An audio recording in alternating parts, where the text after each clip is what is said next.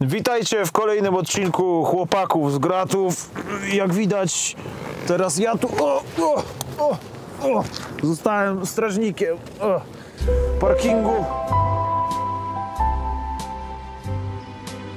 A tutaj mamy wóz, który zawstydza europejską klasę premium tym, jaki jest po prostu ociekający luksusem, bogactwem i wszelkiej maści dodatkami i zdobieniami, czyli Lincoln Continental z 1974 roku. Sami widzicie, że Yankeesy potrafią sprzedać coś. Ogólnie cała linia modelowa Lincolnów Continental była zapoczątkowaniem czegoś, co się nazywa, nazwijmy to, Personal Luxury Car, czyli pojazdu, pewnie to źle wymówiłem, czy powinienem był wziąć jakiś ziemniak do buzi albo w ogóle nauczyć się mówić po angielsku, ale to właśnie Lincolny Continental po wojnie zapoczątkowały rodzaj samochodów, które przede wszystkim miały być luksusowe i takie, no, ociekające wręcz bogactwem, ale niekoniecznie szybkie, niekoniecznie w ogóle użyteczne, więc tutaj cała ta przesada, która jest w tym aucie, jest dokładnie zaplanowana i zgodna z koncepcją. Najpiękniejsze jest to, że to jest samochód wyprodukowany już po kryzysie paliwowym, ale wciąż jeszcze zachowujący tego ducha bezsensownego przepychu. Teraz tak, skąd się wzięła nazwa Lincoln Continental? Otóż na początku swojego istnienia to auto miało być też przełomowe pod tym kątem, że nawiązywało do europejskich wzorców stylistycznych, na przykład poprzez umieszczenie koła zapasowego z tyłu na bagażniku, czy też stosowanie właśnie tych skrzydeł potem, które w Europie zresztą już wycofano w latach 70. Tutaj natomiast miały się świetnie.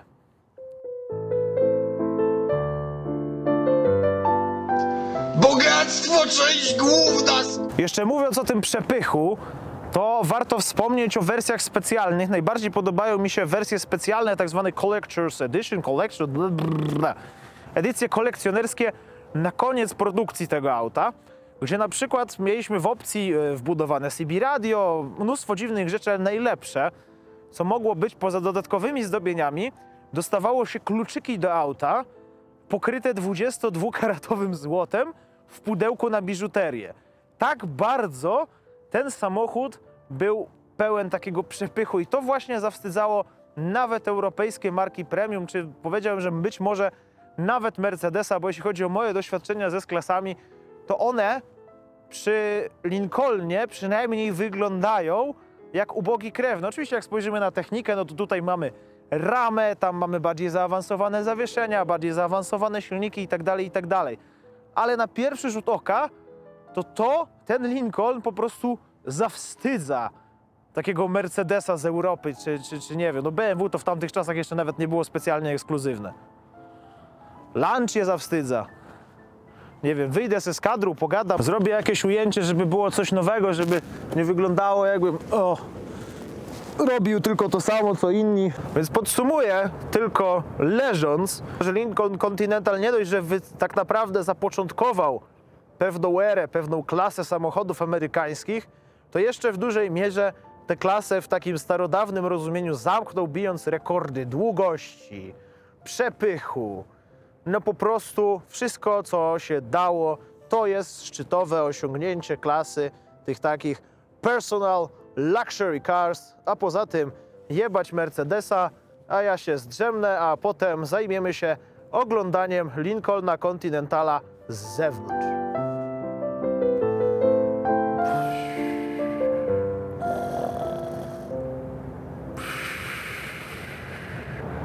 Dobra, chodźcie pooglądać tę furę. Stoi tyłem, bo już nie chciało mi się jej obracać, więc zaczniemy od tyłu. Światło jest beznadziejne, ale mówi się trudno, jakieś tam przypały. Kogo by to obchodziło? Więc ogólnie ten wóz to jest naprawdę postarany. Nie wiem, czy nie ostatni aż tak postarany po prostu wóz amerykański. Może nie ostatni, ale no jeden z największych, bo jak już tam wspominałem, on swojego czasu był największy w ogóle z produkowanych, wyznaczał trendy, więc tu ogólnie to wszystko jest naprawdę pomyślane. Sama linia, choć nie jest jakaś przesadnie skomplikowana, bo mamy tutaj fajny taki luksusowy kredens, jak przystało na Amerykanów w latach 70. nadal są stosowane skrzydła i co ciekawe, te skrzydła są stosowane zarówno z przodu, jak i z tyłu, ale okej. To jest taka, powiedzmy, standardowa zagrywka w tych latach. Natomiast co go wyróżnia, to jak postarano się, żeby tutaj każdy detal miał sens. Nie powiem, że każdy detal pasował do siebie, ładnie był spasowany, natomiast najbardziej podoba mi się takie, że tutaj są takie smaczki, nie? Bo jak podejdziemy sobie do tego tutaj skrzydła tylnego i spojrzymy na tą blendę i światła, to zobaczcie, że tutaj jest taki kurwa ornament na środku tej blendy i co jest najlepsze, ten ornament w pełni gra z listwami bocznymi. Zobaczcie, listwy boczne, które w każdym innym aucie to po prostu byłoby jakieś gówno. Tak, tutaj jest taki ornament jak z jakiejś kamienicy albo bogatej rezydencji. Oczywiście ma to swoje elementy amerykańskości, czyli tutaj chamsko widać cięcie tej gumowej listwy, ale mimo wszystko trudno jest nie docenić tego, że no po prostu ktoś nie walnął zwykłego chamskiego kawałka gumy, tylko jeszcze to ozdobił. Zresztą tych zdobień jest tu naprawdę dużo. Na przykład w słupku C mamy znaczek Lincolna wpisany, który zresztą wygląda praktycznie tak jak Mercurego. Mamy tutaj z tyłu też znaczek kolejny, co ciekawe z odblaskami, żeby było z daleka go widać w nocy. Też te światła tutaj wyglądają trochę jak taka wieża katedry, jakiś narożnik katedry z witrażami. To wszystko jest takie naprawdę pokazujące luksus. Mamy też, jeśli chodzi o samą linię nadwozia, która jest nieźle skomponowana, mamy też takie ciekawe wstawki, jak na przykład tutaj zakryte z tyłu koło. I uwaga, fajne jest też to przetłoczenie idące od przednich i do tylnych skrzydeł, bo zobaczcie, że ono cały czas ma tutaj taką półeczkę i ta półeczka idzie też wzdłuż drzwi aż do przodu, do błotnika, do końca fury. Tu jeszcze dodatkowe oświetlenie, ale to wszystko się zgadza, biorąc pod uwagę, że to auto załadowane w pełni do bagażnika to już powinno być na kategorię C, więc ma obrysówkę zupełnie jak ciężarówka. Dach pokryty winylem, to koniecznie, jakby to tam typowy amerykański patent. No i moje ulubione, luksusowa fura, więc zastosowano, jeśli dobrze widzę, zajebiste kołpaksy, ponieważ jak wiadomo, stalówki to nadfelgi. Ale z postaranych rzeczy, to ja bym jeszcze zwrócił uwagę na to, że zobaczcie, lusterka nie są zamontowane jakoś na odpierdol, tylko podstawę lusterka wpisali w listwę idącą wzdłuż przetłoczenia.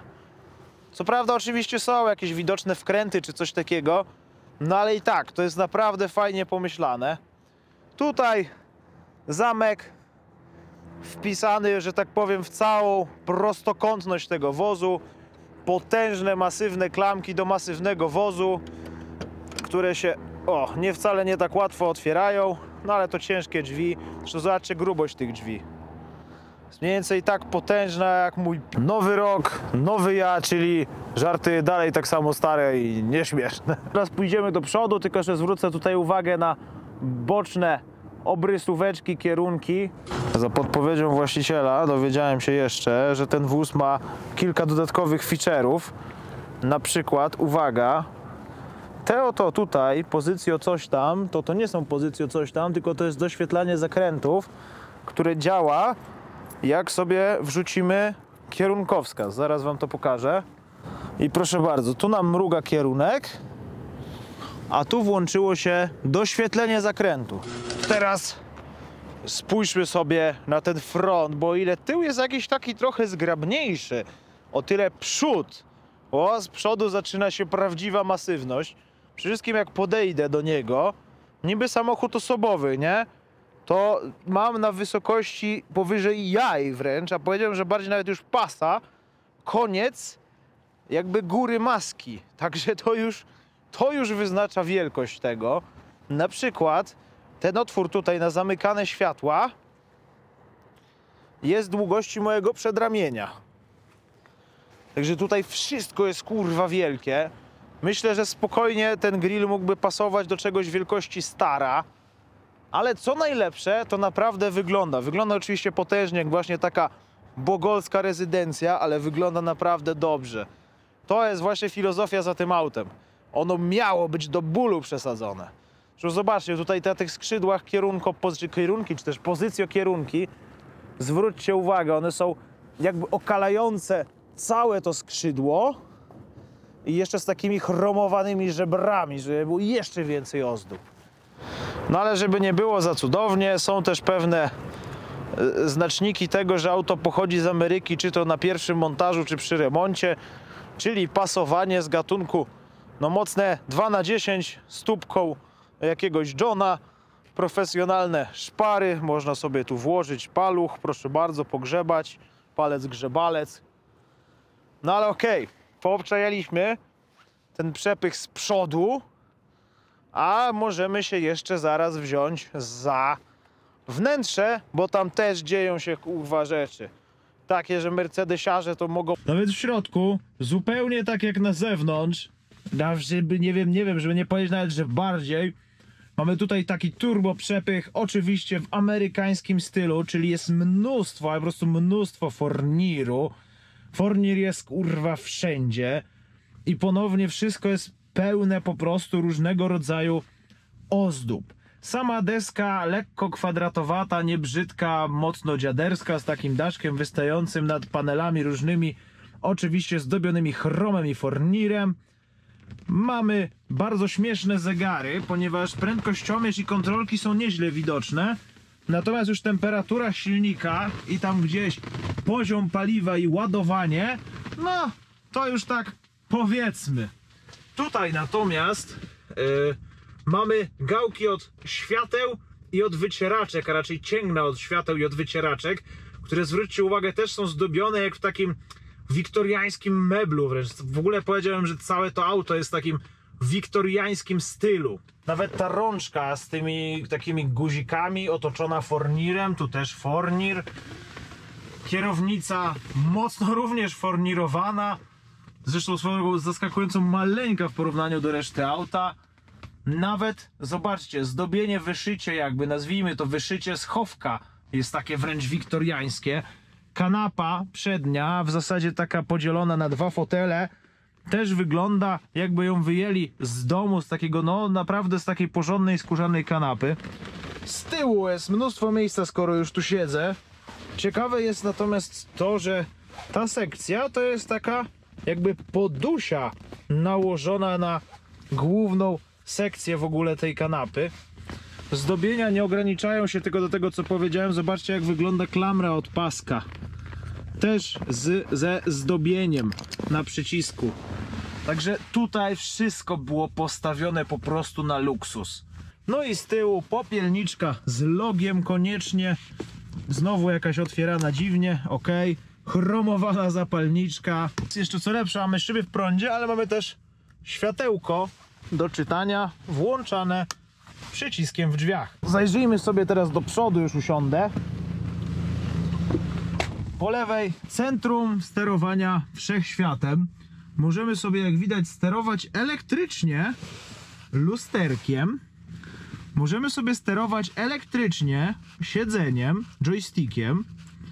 Przód, tył, do boku nam się ono pochyla do przodu, a w lewo nam się odchyla. Słuchajcie, pokażę wam to dokładniej, bo to siedzenie przesuwa się w tak wielu płaszczyznach jak na 74 rok, że to jest niesamowite. Zobaczcie, mamy tak, przód, tył, ale mamy tak, góra, przepraszam, dół,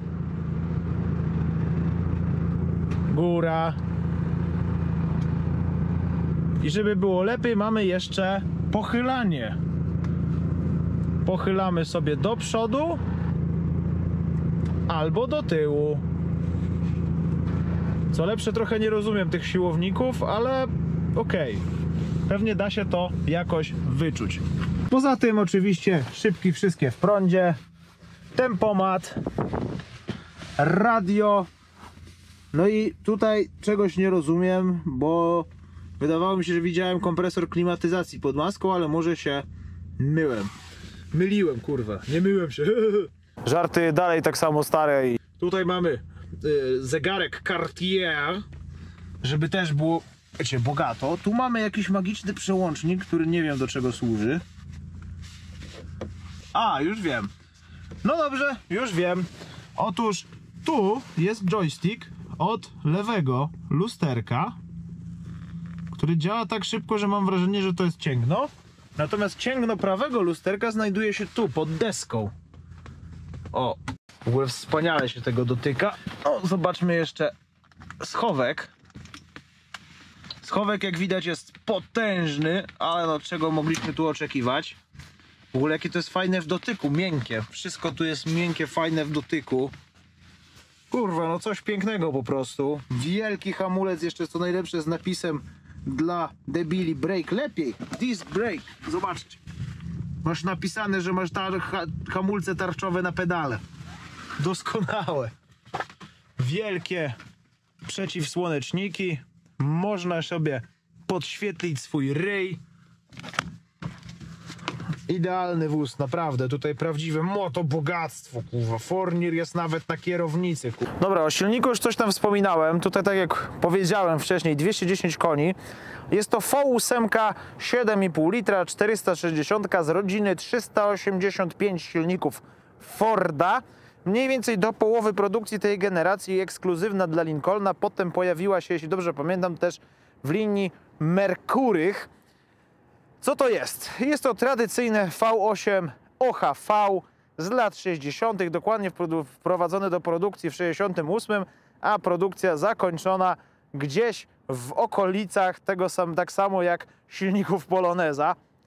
Jest to motor tak zwanej rodziny Lima, po prostu amerykańskie V8, które po modyfikacjach związanych z kryzysem paliwowym zaczęło być strasznie słabawe, no ale za to całkiem wytrzymałe. Zaraz ktoś będzie zapytał, ile na takiego bydlaka Lincolna OC? Wiadomo, że to w komentarzach zaraz będzie, już było, na przykład przy czołgu pytaliście, ile OC na czołg, nie wiem. Podejrzewam, że na tego Lincolna Continentala może być problem go takie coś znaleźć, ale zobaczymy, jakiego największego bydlaka będę mógł policzyć. Dobra, znalazłem Lincolna Continentala 4.6, czyli malutki silnik niestety. I zaraz go sobie skalkulujemy, zobaczymy, ile tutaj wyjdzie na tego bydlaka śmierdziela. Niby 4,6 silnik, względnie 3,8 silnik, bo tam jednocześnie dwie rzeczy naraz, dwie pojemności silnika były. I mamy 498 zł i jeszcze po odjęciu cashbacku 150 zł macie 348 zł za rok na takiego bydlaka śmierdziela, przynajmniej w moim przypadku. Także jak widzicie, można nawet takiego bydlaka mieć spoko OC z cashbackiem minus 150, który macie w linku w opisie na dwie fury i jeszcze linki polecające, które rozsyłacie, jak ludzie wykorzystają, dostajecie po 50 zł aż do 2000 zł. Wiem, że już to mówiłem, ale chuj, warto powtórzyć. Także wejdźcie sobie na jedynie słuszne MobiPyly, skalkulujcie, sprawdźcie, bo może wyjść naprawdę fajnie wam to ubezpieczenie OC, a jak nie wyjdzie, no to chuj. Natomiast ciekawsze, jeśli chodzi o technologię, jest to, że po pierwsze ten wóz ma wszędzie sprężyny, to jest raz, ale jest na ramię, to jest dwa i trzy. Za dopłatą można było dostać w tej ponad dwutonowej bestii hamulce tarczowe na wszystkie osie. W standardzie tutaj mieliśmy z przodu nie za mocne tarcze, z tyłu bębny, czyli wciskasz hamulec i czekasz jakieś 300 metrów, aż auto się zacznie zatrzymywać w ogóle. Tu już jest ta opcja 4 tarcze, więc to jako srako hamuje. No dobra, to ruszamy potężnym Lincolnem Continentalem na przejażdżkę. Już mi drze mordę, że nie zapiąłem pasów. Zaraz zapnę, spokojnie. Pierwsze zaskoczenie. Pomimo tego, że to jest 7,5 litra V8, to jest bardzo cichutki. Tu jest ten dziwny pas taki amerykański, który wyciąga się zarówno z góry, jak i z dołu. I gdzieś tu trzeba sobie znaleźć wpięcie. Teraz ustawiam sobie fotel jak królewicz elektrycznie. Doceniam to, że ten podłokietnik jest w idealnym miejscu. Oba podłokietniki są w idealnym miejscu.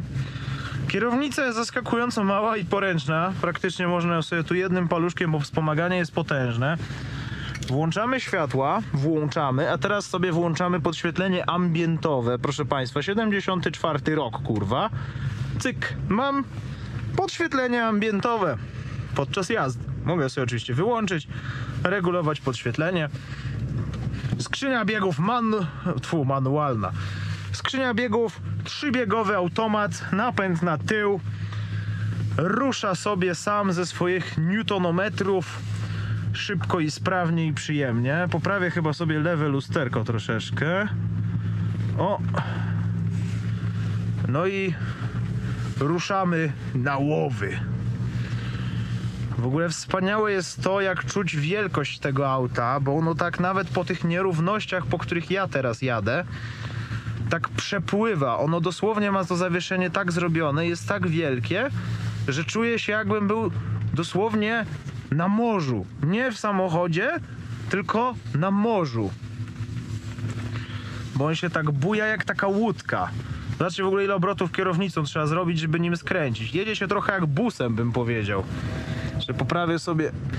Teraz tak, mam kawałek prostej drogi, więc pokażę wam też, jak to 210 koni przy ponad 2 tonach i przy bardzo spałej 3-biegowej skrzyni automatycznej przyspiesza.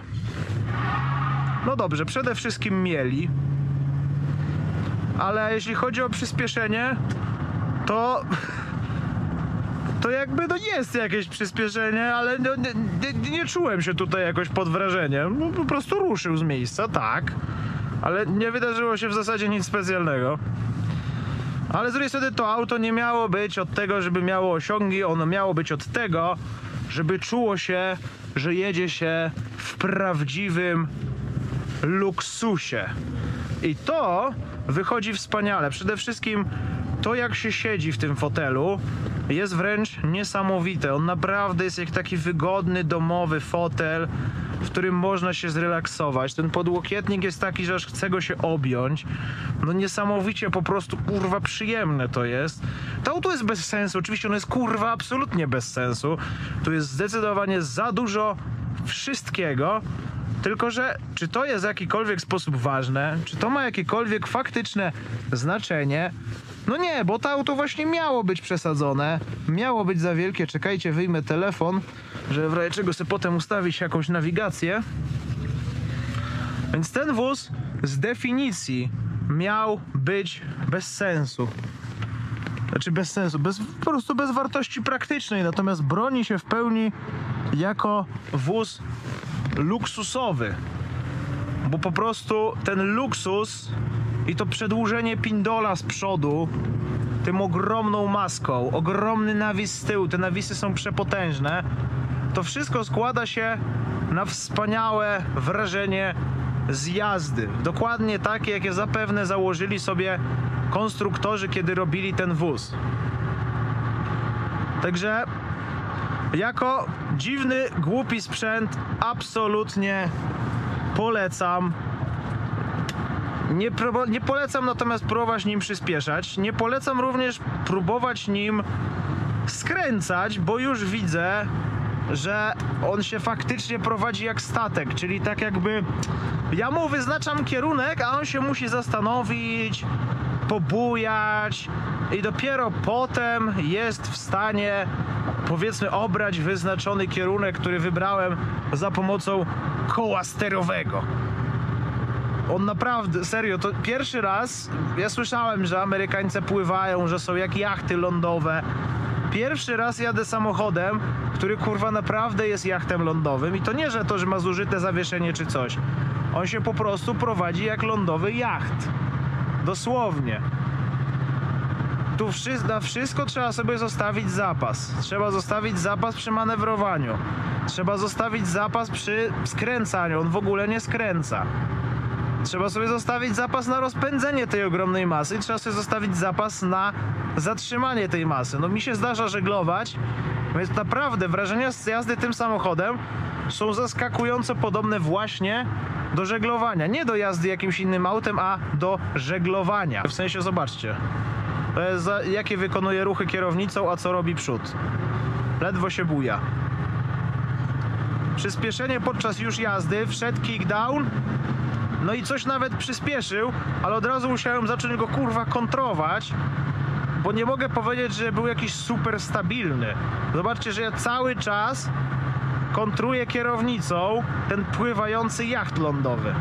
Także właściwości jezdne to ma kurwa mniej więcej taczki.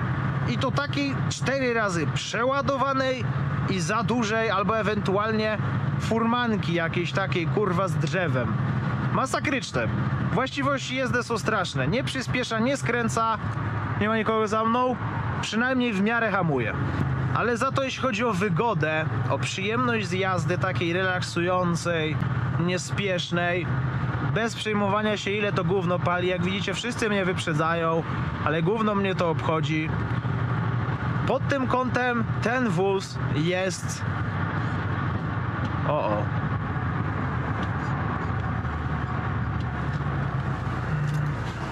Oho, zjebał się.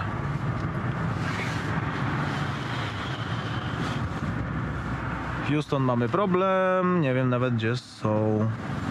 A masz ci los. Niedobrze. To się ciebie boi chyba, wiesz? Teraz jak ja miałem poprowadzić, to przestał działać. Znowu. No więc jak widać po szybkiej naprawie chłopaków tutaj z scyzorykiem i taśmą izolacyjną Lincoln działa z powrotem. Że podsumowując, Lincoln Continental wspaniały samochód, natomiast chyba ów Lincoln nie uważa, że ja jestem wspaniałym kierowcą, więc zastrajkował, ale ja też bym zastrajkował, jakbym zobaczył taki krzywy ryj za kierownicą. Także to tyle na dzisiaj. Pamiętajcie, że w linku macie jedyny słuszny taki, zobacz, porównywareczka Mubi Pyly. No i do zobaczenia w kolejnym odcinku w czwartek. Elo!